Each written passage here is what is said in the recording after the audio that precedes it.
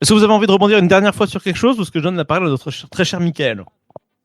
Oui, moi j'aimerais rebondir une dernière fois Ah, parce que vas-y, tout à l'heure tu as dit qu'il fallait couper la poire. Et ben ça tombe bien parce que c'est de ça dont je voudrais vous parler. Quoi Je voudrais vous parler de poire, exactement. Mais non. Non, c'est une transition que j'ai trouvée. Ah ouais? Non, pas du tout. En fait, Il a pris la tout parole seul, comme hein, ça. parce que, voilà. Ouais, tout à fait, je la prends et tout. Non, parce que tu ne sais pas de quoi je vais parler. Non, t'as dit Et je me suis dit, ouais, tout à fait. Mais du coup, je vais vous faire une petite introduction que je vous ai préparée. Pas du tout, c'est totalement improvisé. Mais du coup, je voulais vous poser 2 questions. La première, l'alcool, c'est comment chez vous? C'est-à-dire, est-ce qu'on aime l'alcool ou comment est notre alcool? Est-ce que vous aimez l'alcool? Comment est votre alcool? Est-ce que la blanquette est bonne? Tout ça. Ça va? T'as la ref, Mélissa, c'est bon, t'as la ref? La blanquette est bonne, ouais, j'ai la ref, c'est bon. Bien. C'est gentil. Alors, c'est quoi à peu près vos modes de consommation d'alcool? Moi, je vais commencer. Je suis pas un grand consommateur d'alcool. Je Tu consomme n'es plus un grand consommateur. j'ai consommé quand j'étais plus jeune, mais là, en ce moment, je consomme beaucoup moins. Je consomme quand je suis avec des potes, des fois, mais surtout quand je suis surtout en extérieur. Si je vais au bar, je vais consommer une petite bière. Et parfois, il arrive que je me fasse piéger, mais ça doit arriver 2 fois par an où je vais finir complètement torché et après, je vais pas le faire pendant 1 an, quoi. Mais voilà, généralement, il faut qu'il y ait des gens qui viennent avec des trucs un peu spéciaux ou que j'aime beaucoup. C'est occasionnel, quoi. Voilà, c'est waouh, pourquoi t'as dit ça avec une voix suave, mais ça... Pardon, c'est pas voulu. Oui, c'est occasionnel. Je suis consommateur occasionnel. Alors que toi, par exemple, Franck, tu n'es pas consommateur, c'est ça? Moi, je crois que je dois boire, allez, 2-3 verres par an. Effectivement. C'est très occasionnel. Vraiment, c'est anecdotique. Et on met des adjectifs à chaque fois. Et toi, Mélissa? Je pense que je suis un peu comme toi, Marc, c'est plutôt occasionnel. Moi, je vais boire quand il y a du monde et encore, j'aime pas tous les alcools. Donc, en règle générale, en soirée, s'il y a des trucs dégueux, bah, tu me verras boire de l'iced tea. C'est vrai. Voilà. Souvent, tu bois de l'iced tea. C'est une consommateur d'iced tea. Léopold, t'aimes bien l'iced tea ou tu préfères l'alcool? J'aime bien Les deux. les deux, mon Tu as colonel. deux choix. Le thème, mon colonel. C'est quoi le cocktail iced tea c'est un Long Island, non, c'est ça? L'iced tea avec de whisky, non? Je sais plus. Il y a un cocktail avec de l'iced tea, mais je sais plus lequel c'est. Bref. Ouais, je sais pas. Du coup, Léopold, vas-y, je te laisse terminer si tu es consommateur ou pas. Bah, apparemment, peut-être un peu plus que vous, mais vu. Fait quoi? Je dois boire une bouteille tous les 3 ou 4 mois quand je suis chez moi tout seul. Et sinon, après, l'été, c'est vrai que je bois plus. C'est l'été, il fait chaud, le rosé coule à flot, et voilà. Saisonnier, donc. Exactement, c'est lié dans l'alcool. Ah, je fais un aparté. Dans le Long Island, il n'y a pas de thé glacé, juste ça ressemble à du thé glacé. Voilà. Merci. C'est donc aussi traître que Laval. Et toi, Cyril, du coup? Consommateur, Moi, pas c'est un consommateur? verre par semaine, je dirais, au maximum. Mais ouais, je préfère largement prendre un café ou un thé ou une tisane que de l'alcool. Donc des gens plutôt très raisonnables ou alors On est trentenaire. plutôt en Oui, compagnie. très mieux, ouais. C'est vrai que les trente Ce qui est très différent, ouais, bah non, mais en même temps, c'est très bien. Ce qui est assez différent de la consommation d'alcool en 1939, en France notamment, parce que c'est de ça dont il va être question, et bien plus encore, puisque après ma petite introduction, vous avez compris que nous allons parler de l'alcool pendant la Seconde Guerre mondiale, plus précisément de l'alcool en France pendant la Seconde Guerre mondiale. Champagne. Mais sous plusieurs coutures, exactement, tu l'avais compris, parce que ma chronique s'intitule Du raisin, des bulles et la guerre. Saviez-vous, par exemple, que la consommation d'alcool en France dans les années, en gros, pas à la belle époque, pardon, pendant les 30 Glorieuses, donc entre les deux guerres, approximativement, vous diriez que c'est combien par an, un Français, enfin voilà, la moyenne d'alcool consommé en France? 3 fois par jour? Non, par an. Par an? Par an. 52 litres. Ok. 72. Et les autres? Je les vois en train de débattre en fait, En donc train de je manger, sens que... non, mais ils débattent en même temps, je crois. En fait, Non, non, je dirais ils sont... avec 80 litres. 80, ok, donc toi tu dis plus encore? Ouais. Ok. Et là, on est. On a perdu les autres. Ils sont encore. Non, ils sont encore en train de débattre et tout, mais. Là, ça parle encore de Laval et tout. Ah, ok. Ils sont partis sur autre chose. Bon, alors du coup, vous avez dit ça. Voilà, vous avez dit 50, 70, 80. Pour donner un ordre d'idée, vous êtes très très loin du compte puisqu'on était à 175 litres en 1918. Voilà. Donc pour vous donner un ordre d'idée, Par an chacun. par an, en moyenne, bien entendu. Donc, comme je le disais, l'alcool et les Français, c'est une longue histoire d'amour, notamment encensée par accentuée par la Première Guerre mondiale, puisque le vin rouge, notamment, et la ration d'alcool est ce qui a, en tout cas pour beaucoup d'historiens, été en partie très gratifiant pour les soldats et qui a permis justement la victoire en 18. Parce que du coup, ça a permis de faire tenir le moral des troupes, et c'était d'ailleurs assez connu, notamment chez les soldats de l'autre côté, chez les soldats ennemis, que du coup la ration française était de bonne qualité, notamment parce qu'il y avait de l'alcool à l'intérieur.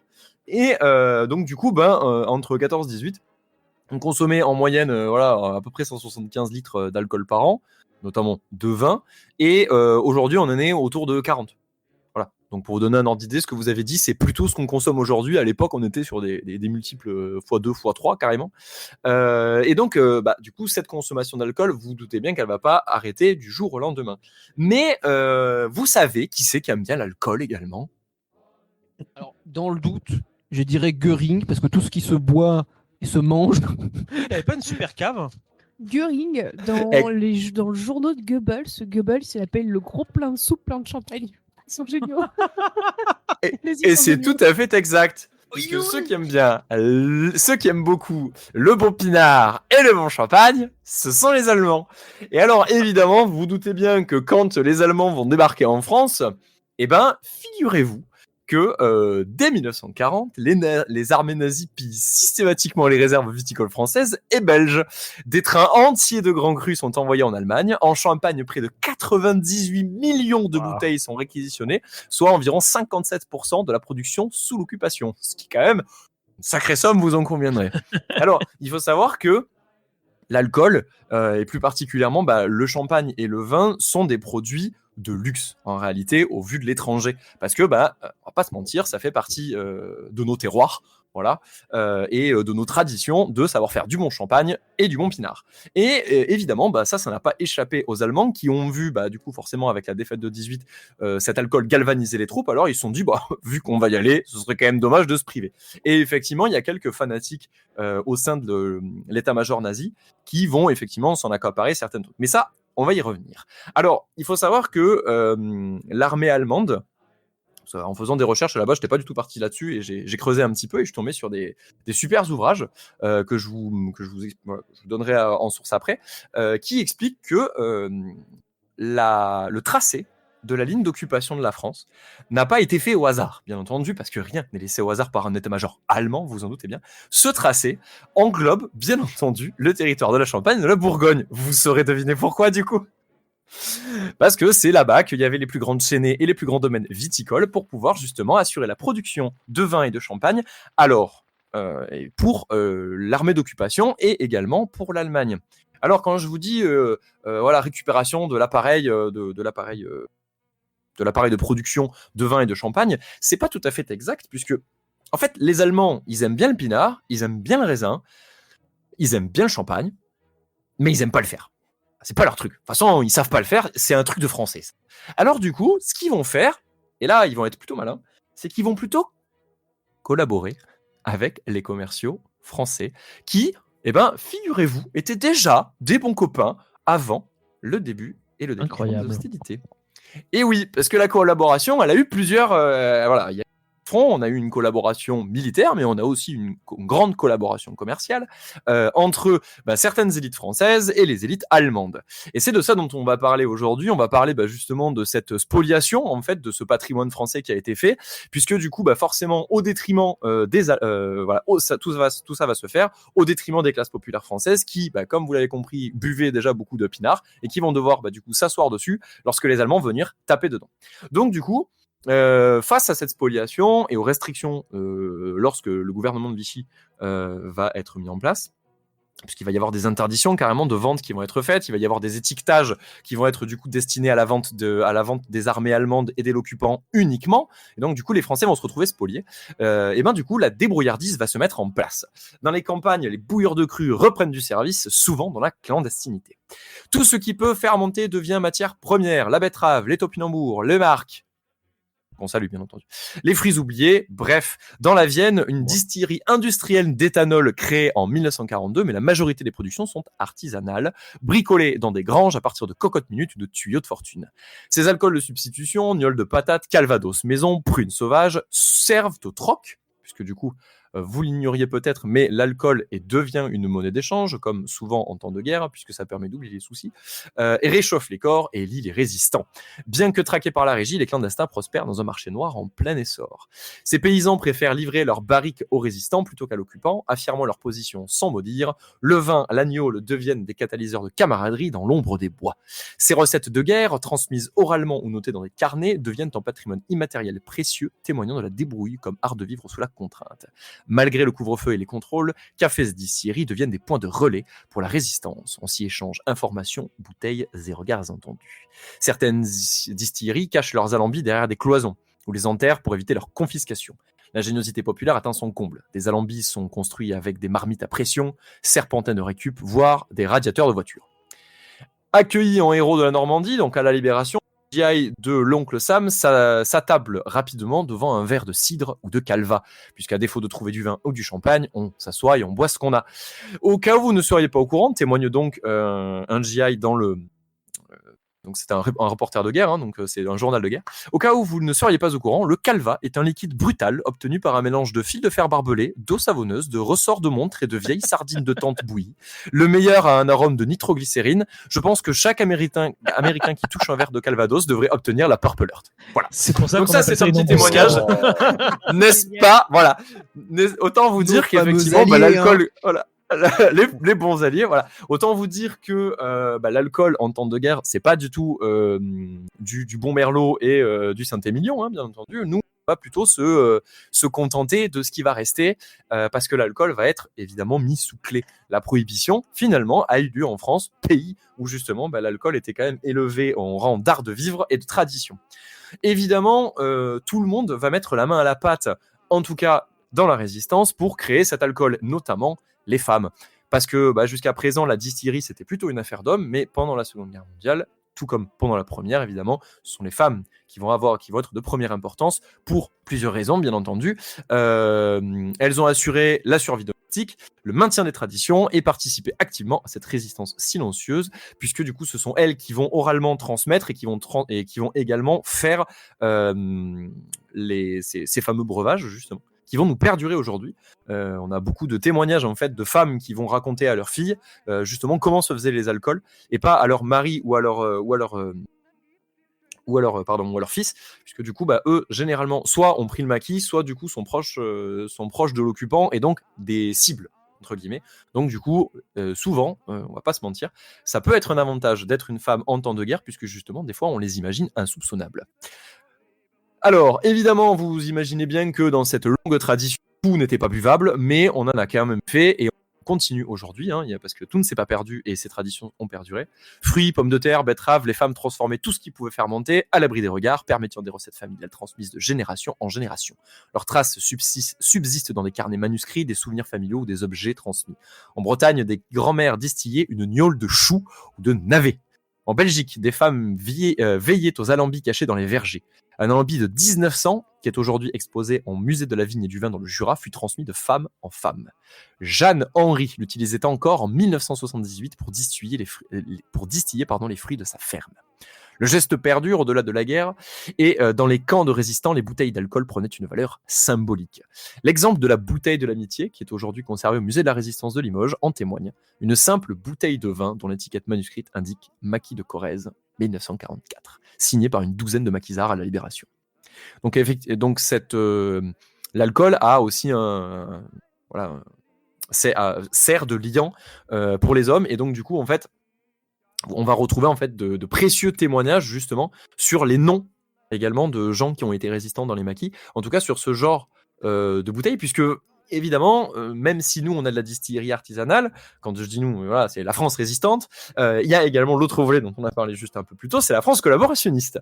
Et vous vous doutez bien que s'arroger un appareil de production comme le champagne ou le vin, ça va pas se faire tout seul. Les Allemands mettent alors la main sur les centaines d'hectolitres de vin lorsqu'ils vont arriver, champagne, cognac, pour beaucoup réservés aux dignitaires nazis, mais également pour la Wehrmacht et la Luftwaffe. Des étiquettes spécifiques qui sont apposées, qui sont également traduites en français à destination des soldats allemands seulement. Sont mis en place alors dans les chaînées des Weinführer, des chefs des vins, responsables des exportations et achats d'alcool en France à destination de l'Allemagne. Et j'ai bien dit exportation et achat, vous l'avez bien noté, puisqu'en réalité, ce qui va se faire, c'est que il va y avoir, on estime à peu près à plus de 60 millions de bouteilles les quantités vendues pour la seule campagne de 1940-1941. Un an. Voilà, ce qui a été saisi juste sur le vin. Donc un chiffre totalement ahurissant. Et pour vous donner quelques noms de ces grands dignitaires qui vont devenir célèbres en fait par le futur. Donc en Champagne, nous avons Otto Kleibisch, qui est un officier SS et connu d'absolument tous les professionnels du Champagne, qui est lui-même né à Cognac, et c'est le beau-frère de Ribbentrop. Voilà, qui va être lui-même détaché, et qui va se détacher en fait là-bas dans le Chênay, en Champagne pardon, okay. Et qui va du coup s'arroger en fait qui va avoir cette responsabilité de gérer les achats et l'envoi de champagne, de cognac et de vins spiritueux à destination des dignitaires et de l'armée. Et évidemment, vous vous doutez bien que tout ceci a été fait avec connivence, la connivence de vendeurs qui vendaient déjà avant la guerre à Otto Kleibisch. Ouais. Voilà, parce que du coup, ils se connaissent bien, ils sont en accointance et bien entendu, ils vont pouvoir négocier des prix qui vont devenir totalement exorbitants et hors de portée de la petite bourse moyenne du français sous occupation, qui va donc devenir seul privilège de l'allemand et de l'armée allemande en l'occurrence. En Bourgogne arrive également le négociant Friedrich Daurer, chargé de tous les achats de Chablis à Mâcon, mais aussi des vins du Côte-du-Rhône et de Provence. À Bordeaux, on a également Heinrich Bommers, plus grand marchand de vins français du Reich et gros propriétaire de vignobles en France et en Allemagne. C'est marrant ça, les choses se recoupent. Et il a sous sa responsabilité les vignobles du Midi et d'Algérie. De très nombreux commerçants d'alcool français font alors fortune en commerçant avec les nazis. Seuls quelques vignobles échappent au contrôle et réussissent à prendre le maquis pour ne pas céder le vin aux Allemands, car le vin est un produit de consommation courante, comme je vous l'ai dit, et c'est la clé de la victoire de 14-18. La fine fleur du nazi, alors, c'est une citation de l'auteur que je vous citerai plus tard, la fine fleur du nazisme est obsédée par les produits français de luxe. Les dignitaires nazis se font construire des caves, des chais, des celliers dans leurs châteaux, rivalisant de luxe ostentatoire. La cave de Ribbentrop rassemble d'ailleurs plus de 200 000 bouteilles de vin les plus rares, celle de Hitler plus de 500 000, et bien entendu, le plus grand de tous les pompons, c'est évidemment Göring, qui est un grand amateur d'ouvrages d'art, d'ailleurs un des plus grands pillards de l'histoire, mais également de vin et de champagne notamment. Et c'était un bon connaisseur d'ailleurs, c'est pour ça que les plus bonnes bouteilles partent chez lui, mais que certains négociants qui déjà sont collaborationnistes, peut-être également un peu des négociants véreux, et que du coup, y a beaucoup de gens beaucoup de commerçants qui ont racheté des parcelles de vignobles, qui les ont estampillées Saint-Émilion, que sais-je encore, un joli nom et pour faire joli, et qui les ont vendus alors que c'était de la piquette de table, globalement, genre aujourd'hui on aurait vendu de la villageoise à des Français, nous on l'aurait recraché, mais les Allemands c'était vendu comme du Saint-Émilion, alors c'était des grands crus bien entendu. Je ne vais évidemment pas critiquer le palais de l'Allemand moyen, cependant, ici, je suis plutôt ici pour vous parler de ces escrocs, puisque évidemment le marché noir faisait bon plein à ce moment-là, ses meilleures heures à ce moment-là, et des commerçants peu scrupuleux s'en sont bien entendu servis pour se mettre plein les poches. Certains, alors c'est monté, j'ai vu un chiffre passer lorsque j'ai fait mes recherches, certains domaines ont fait un chiffre d'affaires qui a été, alors je ne vais pas parler de multiplication, mais dont l'augmentation est équivalente à 6000% d'augmentation quand ils ont commencé à commercer avec les nazis, d'une part par l'augmentation de leurs tarifs, parce que du coup ils pouvaient vendre à très bon prix parce qu'ils connaissaient pas la cote les Allemands, et bien entendu parce que du coup comme ils ont commandé énormément, ils ont pu s'en mettre plein les fouilles. Donc du coup on a carrément Göring il avait 500 000, il a carrément affrété trains spéciaux qui a donc dans son train il y avait carrément une cave dans laquelle il amenait ses alcools, et évidemment dans tous les vignobles français, à Bordeaux, à Cognac, à Reims, à Épernay, à Beaune ou dans le Midi. L'histoire de ce pillage est aussi celle d'un immense tabou, toujours très présent aujourd'hui d'ailleurs dans l'histoire récente, à la croisée des chemins entre la persistance du mythe résistentialiste et l'incroyable compromission qui s'est emparée des esprits. Elle est encore celle d'une tragédie, d'un drame irréparable qui sauvait la vigne et les vins de France de la dévastation au prix fort du déshonneur.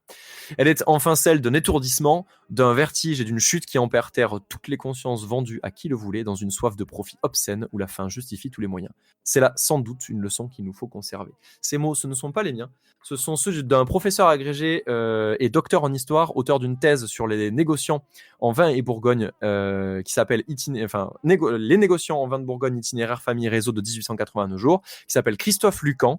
Il est chargé de cours à Sciences Po Paris et chercheur associé à la chaire de l'UNESCO, culture et tradition du vin de l'université de Bourgogne. Soit donc dit, un mec qui s'y connaît évidemment pas du tout en ce qu'il raconte, et donc c'est évidemment un énorme ignorant, vous vous en doutez bien. Le reste de mes sources est également tiré de Wine and War, Pardon et Pity Kladstrup, qui sont deux journalistes américains qui résident en France et qui se sont intéressés à une petite anecdote que je vais vous conter, parce que je l'ai trouvée rigolote et c'est ce qui m'a donné envie de faire cette chronique, parce que j'ai foutu le pied dedans. Est-ce que vous êtes déjà allé en Roumanie ? Jamais, non. Non ? Non, jamais. Jamais. Jamais, Non plus. jamais. Non, vous non plus ? Ok. Vous savez qui est allé en Roumanie ? Dracula. Alors, Göring. lui, il y vivait. Ah oui, pardon. Qui ? T'as dit Göring. quoi, Cyril ? Göring ? Non, c'est pas Göring, Göring qui est allé. Alors, peut-être il y est allé, mais c'est pas ça que j'entends. Genre, plus général, Göring, plus général. Les Allemands. Enfin, même si. Voilà, exactement. Les Allemands sont allés en Roumanie. Et vous savez comment on le sait ? Bah déjà parce qu'on a étudié l'histoire, mais surtout, en fait, on l'a su avant qu'ils y aillent.